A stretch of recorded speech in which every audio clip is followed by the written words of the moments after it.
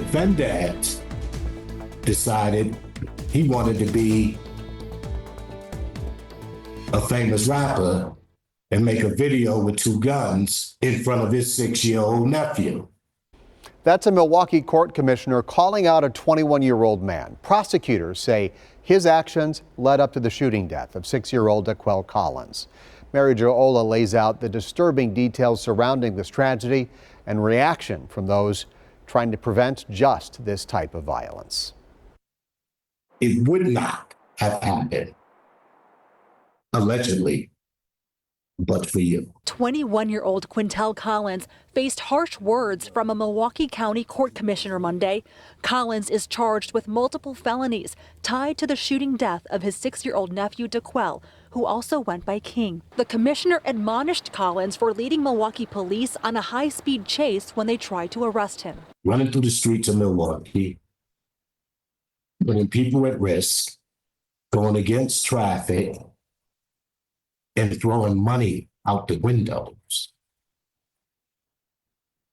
Well, you're going to wish you had that money today. Authorities say Collins sent his sister, who is King's mother, a video of him rapping and holding 2 guns while the child is seen nearby. Hours later, the defense says King got a hold of his mother's gun. The boy's mom, Daquela Collins, is also charged in his death. A 6-year-old getting a firearm and using it to end his own life. That is horribly tragic. But the question really becomes, who's at fault for that? The criminal complaint details the 21-year-old man's efforts to hide a gun in an alley behind his home, then leading police on a chase. It's a sad and unfortunate situation, and I can only imagine that the family is experiencing a lot of hardship. Tyler O'Daniel grew up in Milwaukee and works with the nonprofit Safe and Sound. The team works to connect the community with resources and prevent violence through programming and outreach. When you hear about those details coming out surrounding this poor 6-year-old boy, I mean, what do you make of that?